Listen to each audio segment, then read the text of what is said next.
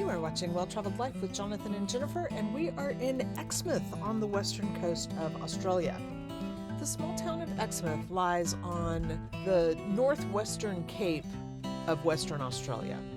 It is the northernmost point of the Coral Coast, and it is the gateway to the Ningaloo Reef, described as an aquarium without glass. There is also the Cape Range National Park, known for its wildlife and canyons and cliffs. In Exmouth is where the range meets the reef. During World War II, Exmouth served as a military outpost for Australian and U.S. communications. It is now transitioned to a naval communication station. They are working with very low frequency submarine communications, and it is manned by civilians. When the Navy pulled out, the town reinvented itself as an ecotourist destination. So really what you're going to find here are exceptional examples to get out in the land, onto or under the water. As I said, Exmouth is pretty small. Cruise ships will more than double the population of the town. With a total population of about 2,000 people, a mid-sized cruise ship is going to double that population, maybe even more. With that in mind, my recommendation is that you schedule your shore excursion ahead of time for this port. If you're wanting to get out onto the reef or get out into Cape Range, you need to organize that before you get off the boat. Once you get off the boat, there won't be a lot of options for you, except for a free shuttle bus that will take you into town and to the two places that you may really want to visit while you're in town. The Exmouth Cultural Arts Center is a gallery with displays of the local art scene. There's a large prawn statue. Lots of photo ops there, and it definitely stands out. You kind of can't miss it. The Ningaloo Center, a hub with Wi-Fi, exceptional exhibits about the area, the reef, and the coastline. And right next to the tender port is Town Beach. So you can literally walk from your tender boat just across the parking lot, down the jetty, and right onto the beach. There is not a reef off of the beach, but there is a jetty, and within the jetty, I went snorkeling and I found rays and fish and a fair amount of wildlife, considering there isn't a reef nearby. It's a great white sand beach, but there is no shade structure and no trees anywhere on that beach. So make sure you have lots of sunscreen, a hat, perhaps even an umbrella. And if you go into the city center, you will find some shops, a couple of cafes, a brew pub, and perhaps some emus. But remember, this isn't about the town, this isn't a big city, and they are not especially set up for the number of tourists. So again, your best bet here is to book your excursion early or plan to spend a day at the beach and exploring the bit of downtown that is there. There is only one taxi in the entire town. I am giving you the phone number here, so if you're going to reserve that, you need to reserve it early.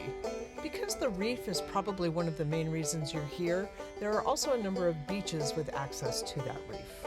Bundegi Beach is the entry point to the Ningaloo Reef, and it's about 12 kilometers outside of town.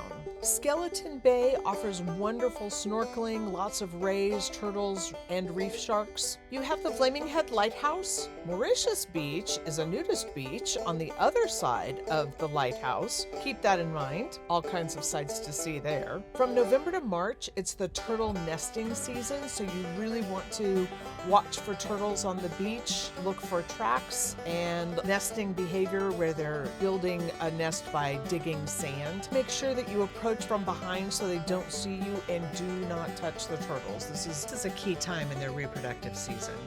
Predominantly, the kinds of turtles that you'll be seeing are green loggerhead and hawksbill turtles.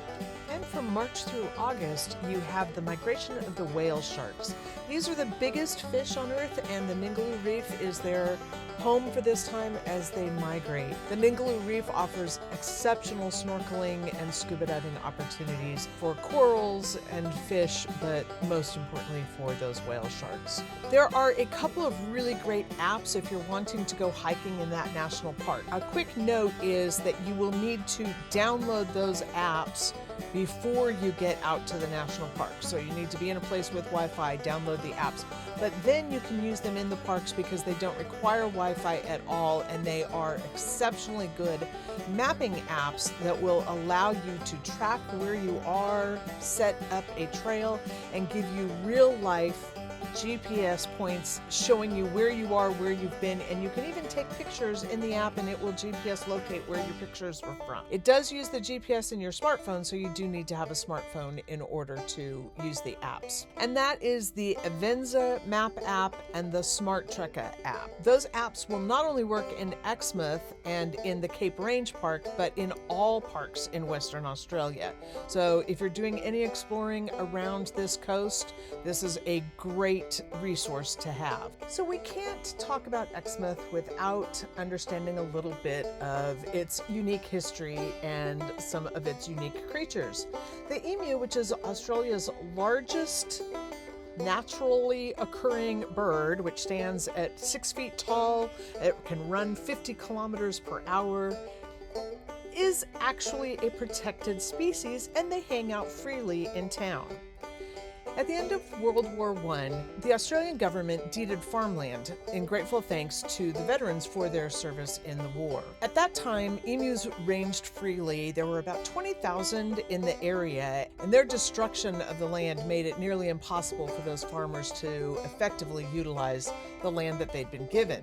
In response, the Australian military declared war on the emus. So they appointed 2 soldiers and armed them with 2,000 rounds of ammunition, and battle lines were drawn. A group of about 50 emus had been spotted. The soldiers took up arms against them, and unfortunately, the nature of the emus meant that they scattered, and they lost only 2 emus in that particular battle. They rearmed themselves, and citing about 1,000 emus, they again sought to eradicate the emus, and this time there were about 10 casualties. So the war had been going on against the emus for about 6 days, and on November 8th of 1932, with a total of only 200 casualties in the emu department, the army retreated, and in response, the emus are now actually a protected species. And so you will see them walking around town, which is kind of a crazy thing. So let's talk a little bit about Exmouth. Exmouth is a pretty small town. It is a tinder port. There's no way that big ship is going to get into what is essentially a small marina. It has won awards as Australia's top small tourist town. Exmouth allows you to enjoy nature's spectacle from both land and sea, and there are a number of resorts. The closest one to a cruise ship is Manta Rays, and that may be a great place if you're just looking for a day at the beach to spend some time and enjoy the amenities there.